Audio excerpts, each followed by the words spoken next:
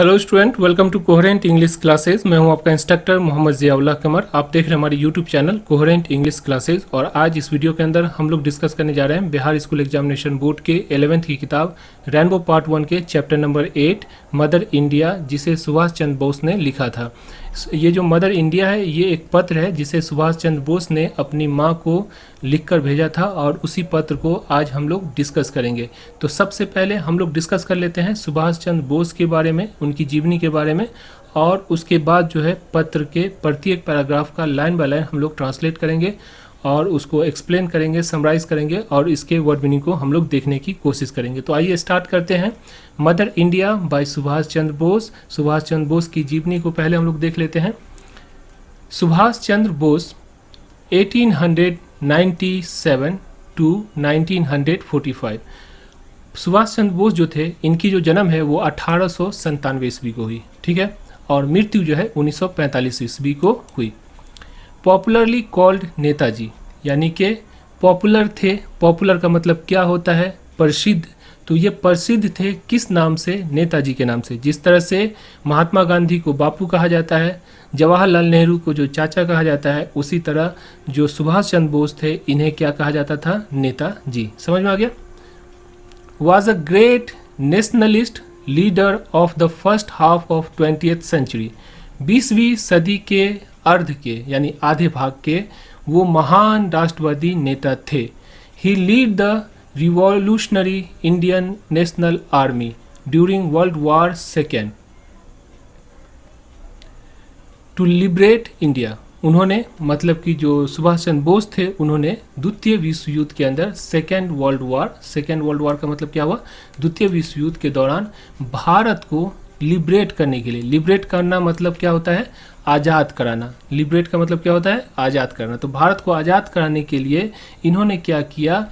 एक लेड किया। लेड का मतलब होता है नेतृत्व करना, यानी किसी चीज़ का कमान संभालना, किसी का जो है मुखिया बनना, तो उसे क्या कहते हैं? लेड कहते हैं। तो इन्होंने लेड किया किसको? Revolutionary Indian national army. Revolutionary Indian national army, इसका हिंदी क्या होता है? भारतीय राष्ट्रीय क्रांतिकारी सेना। तो इन सेना का किसने नेतृत्व किया? सुभाष चंद्र बोस ने किया। किस लिए किया? भारत को आज़ाद कराने के लिए किया, उसे लिबरेट कराने के लिए किया। His first conscious step as a revolutionary was to resign from the civil services। उनका यानी कि नेताजी का, सुभाष चंद्र बोस का सबसे कॉन्शियस स्टेप का मतलब क्या होता है? कॉन्शस, इनकॉन्शस, इसको समझिए। कॉन्शस का मतलब होता है सचेत और इनकॉन्शियस का मतलब होता है बेहोश। तो कॉन्शियस स्टेप का मतलब ये हो गया कि सोच समझ कर लिया गया जो अच्छा फैसला होता है उसको क्या कहते हैं? कॉन्शियस स्टेप कहते हैं। तो इनका, नेताजी का जो पहला सबसे सोचा समझा और बेहतरीन जो फैसला ये था, एज अ रिवॉल्यूशनरी यानी कि एक क्रांतिकारी के रूप में, टू रिज़ाइन करना था। किस चीज़ से? From the civil service. जिस तरह से डीएम डीएसपी बनने के लिए इंडियन पुलिस सर्विस की परीक्षा पास करनी पड़ती है, उसी तरह उस ज़माने में, अंग्रेज़ के ज़माने में, आपको सिविल सर्विस की जो है परीक्षा पास करनी पड़ती, तभी जाके आप जो डीएम, तहसीलदार या कमिश्नर जो है आप बन सकते थे। तो नेताजी सुभाष चंद्र बोस जो थे वो क्या थे? सिविल सर्विस जो है सबसे प्रथम अंक प्राप्त करके इन्होंने जो है पास किया था। और जब देखा कि भारत को आज़ाद कराना है, यानी कि भारत की जो त्रासदी थी, भारत की जो परेशानी थी, इसको देखकर इन्होंने क्या किया कि सबसे पहले इन्होंने सिविल सर्विस से रिज़ाइन दिया, यानी सिविल सेवा से इन्होंने इस्तीफ़ा दे दिया और एक आर्मी बनाई जिसका नाम क्या था इंग्लिश के अंदर? The revolutionary Indian national army, यानी कि भारतीय राष्ट्रीय क्रांतिकारी सेना। और इसका जो है नेतृत्व किया किसने? सुभाष चंद्र बोस ने। किस लिए? भारत को आज़ाद कराने के लिए। उनकी सोच ये थी कि जो इंग्लैंड है वो सेकेंड वर्ल्ड वार के अंदर जो है, जो सोवियत संघ है, मतलब कि जो हिटलर और सोवियत संघ का जो ब्लॉक था, एक धुरी राष्ट्र, एक मित्र राष्ट्र, तो धुरी राष्ट्र के साथ ये जो है सो लगी रहेगी। और इसी बीच हम लोग क्या करेंगे कि रिवॉल्यूशनरी जो इंडियन नेशनल आर्मी है उनसे हम जो हमला कर देंगे और इस तरह से भारत जो है आज़ाद हो जाएगी। ये सोच थी किसकी? सुभाष चंद्र बोस की। On the premises that the best way to end a government is to withdraw from it, यानी कि उनका ये अवधारणा, ये जो उन्होंने आधार बनाया कि सरकार, किसी भी सरकार को अगर आप चाहते हैं कि समाप्त करना, तो सबसे अच्छा तरीका ये है कि इससे पीछे हट जाना, मतलब कि सरकार से आप जो है उसका सपोर्ट करना, उसको जो है हेल्प करना बंद कर दीजिए, तो अपने आप सरकार जो है धाराशाही हो जाएगी। इसीलिए इन्होंने जो क्या किया कि जो सिविल सर्विस है उनसे इस्तीफा दे दिया। किसने? सुभाष चंद्र बोस ने। British insult to Indian in public place were offensive to him, यानी कि ब्रिटिश का जो इंग्लैंड के जो ब्रिटिशर थे उनका पब्लिक प्लेसों पे, मतलब कि जो चौक चौराहों पे, रोड पे, खुले आम यानी कि आम रास्ते पे जो है भारतीयों का जो बेइज्जती करना जो था, ये एक ऑफेंसिव लगा, उनको अपमानजनक लगा। किनको? जो सुभाष चंद्र बोस थे। ब्रिटिश क्या करते थे, किसी को भी आदमी नहीं समझते थे, जो इंडियन थे उसे एक कीड़ा मकोड़ा समझते थे और इस तरह से अपमानित करते थे, जिससे जो है क्या हुआ कि जो सुभाष चंद्र बोस थे उनको बहुत ही अपमानजनक लगा। इसलिए इन्होंने जो है इसका फैसला किया कि भारत को आज़ाद कराना है। On August 1945 he was en route to the Soviet Union in a Japanese plane when it crashed in Tepai। 18 अगस्त 1945 को ये क्या कर रहे थे? एन रूट का मतलब यात्रा पे थे, उस रूट पे थे, उस यात्रा पे थे। किसके? Soviet union. सोवियत यूनियन कौन था? सोवियत यूनियन जो रसिया है उसकी यात्रा पे थे, क्योंकि सोवियत यूनियन और जो हिटलर की जो फौज थी वो क्या थी? वो थी धुरी राष्ट्र। और मित्र राष्ट्र में जो है आपको जापान, जो ये इंग्लैंड हो गया, उसके बाद फ्रांस वगैरह हो गया, तो ये सब जो था एक मित्र राष्ट्र में था, यानी दो धर्रे में जो है बटी हुई थी दुनिया। तो ये जो थे मतलब कि अंग्रेज के खिलाफ जो लड़ाई लड़ना चाहते थे, तो इन्होंने जो क्या किया, सोवियत यूनियन यानी कि जो हिटलर वाली जो पार्टी है और जो रूस की जो पार्टी थी उसका साथ देना सोचा। और इसीलिए वो जो है एक जापानीज प्लेन में, जो जापान भी जो था द्वितीय विश्व युद्ध के अंदर वो किसके साथ लड़ रहा था? सोवियत संघ के साथ। तो उस जापानीज प्लेन में ये जो है बैठे हुए थे और वो जा रहे थे कहाँ? वो जा रहे थे सोवियत यूनियन, मतलब कि रूस जा रहे थे।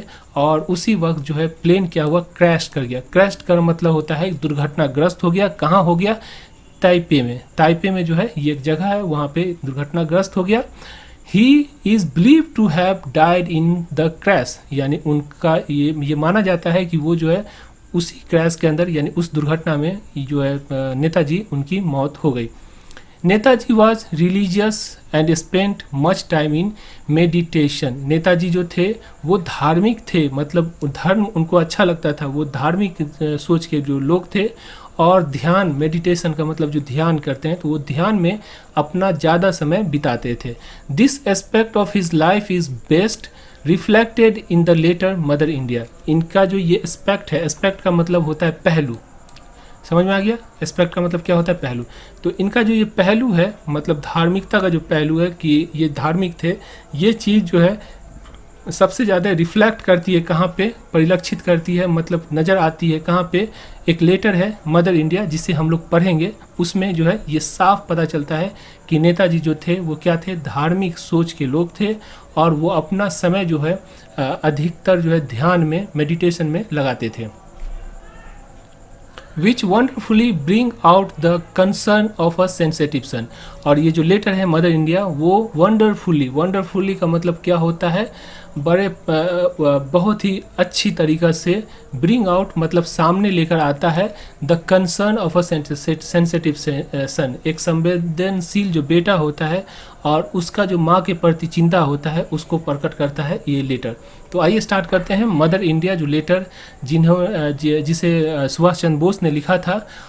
तो स्टार्ट करते हैं। देखिए, रिवर्डेड मदर का मतलब क्या होता है? श्रद्धेय माँ, मतलब कि ऐ माँ, वो माँ जो कि श्रद्धा के लायक हो, जिसकी इज्जत की जाए।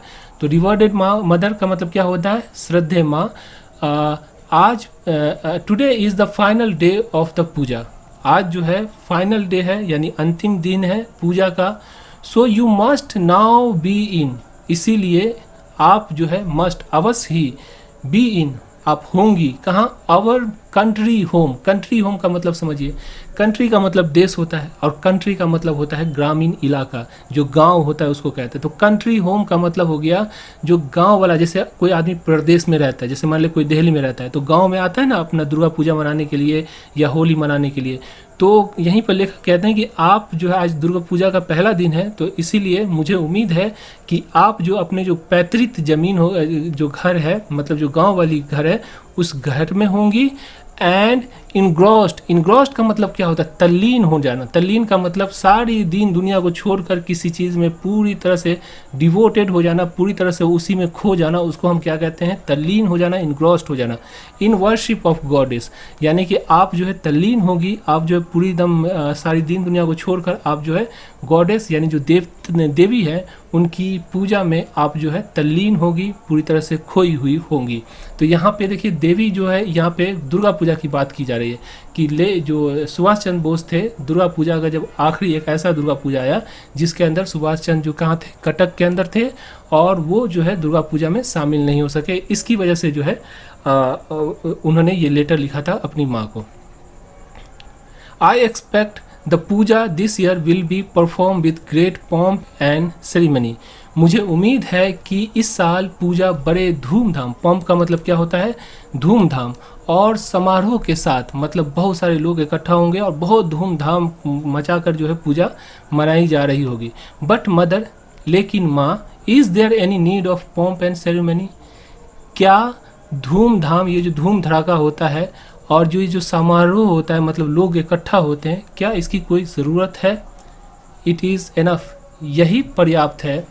If we invoke the one we seek to attend with all our heart and in all sincerity, what more is needed? मतलब देखिए, if we invoke to one we seek to attend, seek का मतलब क्या होता है? ढूंढना, किसी की तलाश करना, सीक करना।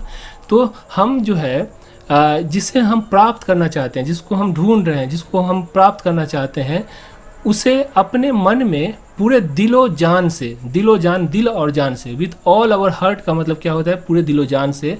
तो अगर जिसको हम ढूंढ रहे हैं, जिस देवी को हम ढूंढ रहे हैं, जिस भगवान को हम ढूंढ रहे हैं, अगर उसको हम अपने दिलो जान से अपने दिल के अंदर आमंत्रित करें, और क्या चाहिए? मतलब कि ये धूम धड़ाका, लेखक के अनुसार ये धूम धड़ाका ठीक है आप कर सकते हैं, लेकिन इसकी कोई आवश्यकता नहीं होती है। अगर आप दिल में सच्ची भक्ति रखते हैं तो यही सबसे बड़ी चीज़ होती है किसी भगवान को। भगवान आपके द्वारा दिया गया प्रसाद को, चढ़ावा को क्या खाते हैं? नहीं। भगवान को जो चढ़ावा दिया जाता है वो इसलिए दिया जाता है ताकि गरीबों में इसको बांट दिया जाए, है ना।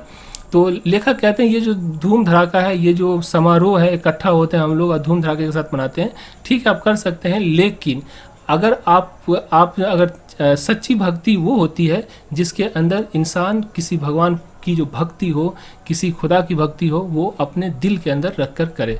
समझ में आ गया? आगे चलते हैं। When devotion and the love, जब भक्ति और प्रेम take place of sandalwood and flower, चंदन की लकड़ी और फूलों की जगह ले लेती है, आवर वर्शिप, तो हमारी पूजा, become the most sublime thing in the world, दुनिया में सबसे उत्कृष्ट यानी सबसे अच्छी चीज़ बन जाती है।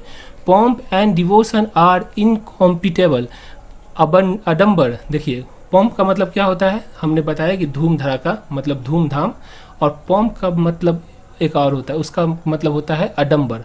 देखिए धूमधाम क्या होता है? एक दिखावा होता है, और जो है और ये जो पॉम्प का दूसरा मतलब होता है अडम्बर। तो दिखावा और अडम्बर दोनों एक ही होता है। तो ये जो अडम्बर है, ये जो दिखावा है, और जो भक्ति है, बेमेल होता है, इसका कोई मेल नहीं है। This year I have a pang in my heart, इस साल मेरे दिल में पीड़ा होगा। क्यों पीड़ा होगा? क्योंकि लेखक जो थे दुर्गा पूजा के दिन कहाँ थे? कटक के अंदर थे। It is a great sorrow not an ordinary one, यह एक बहुत बड़ा दुख है, कोई साधारण नहीं। ये जो दुख है कि मैं दुर्गा पूजा के समय अपने माँ के पास अपने घर पे नहीं हूँ, ये बहुत बड़ा दुख है, कोई साधारण दुख नहीं है।